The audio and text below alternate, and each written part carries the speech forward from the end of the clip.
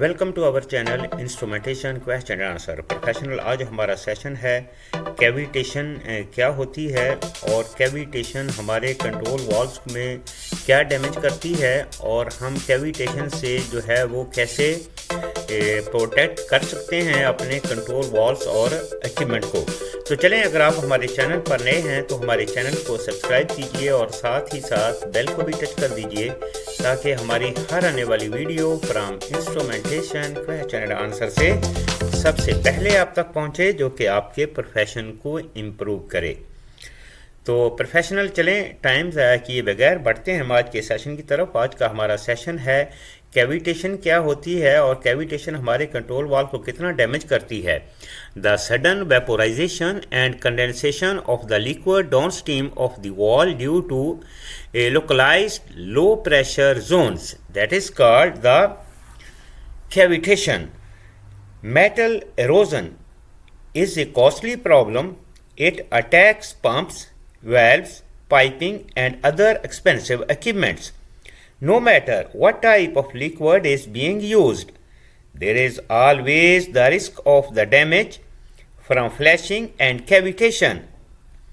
Wherever there is a restriction in the flow, the decrease in pressure can cause a fluid to reach its vapor point.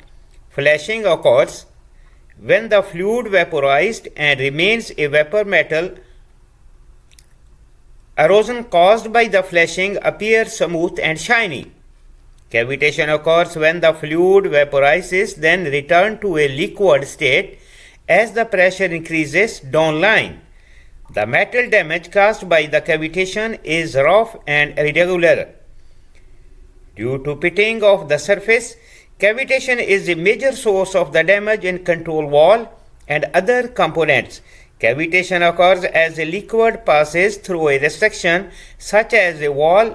The restriction causes the liquid velocity to increase and its pressure to decrease. The point of maximum velocity and minimum pressure is called the vena contacta. Vapor bubbles form in the liquid when the pressure falls to near the level of the liquid vapor pressure.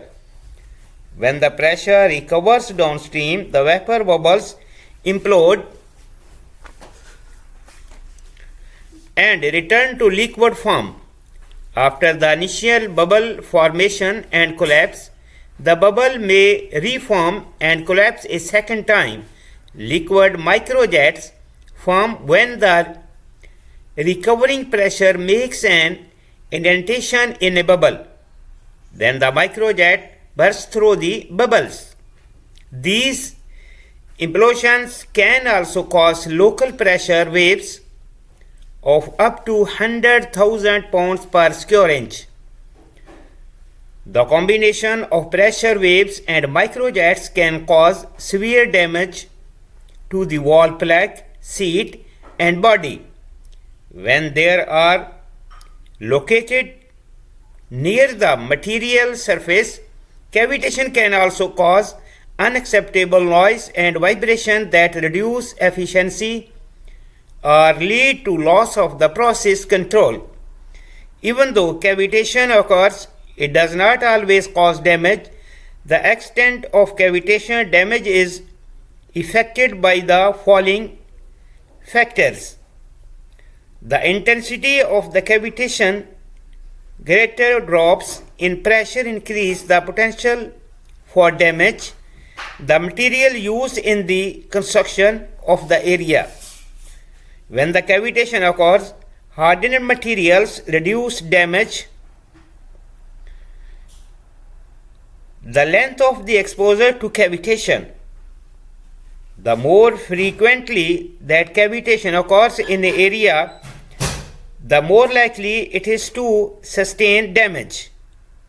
Increasing the wall size tends to make the effects of the cavitation worse. The design of the wall and the trim in the area of the cavitation, high recovery wall and butterfly walls are the more susceptible to cavitation damage. If there is leakage occurring when a wall is closed, fluid Leakage moves fluid from a high pressure area to a low pressure area, which results in cavitation and potential damage.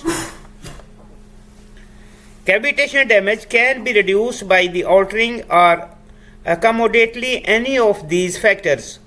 Cavitation damage can often be reduced or prevented by using the proper components.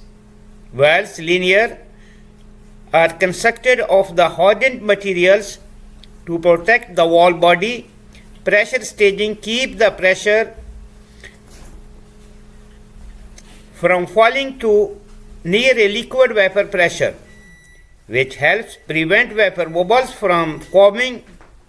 Pressure drops are staged by the use of expanding nozzles or expanding flow areas.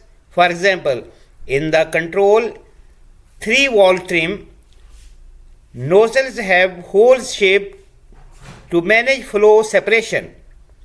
Multiple small holes shift to noise to higher frequencies. Cavitation is isolated by directing fluid into center of the wall using a flow down orientation.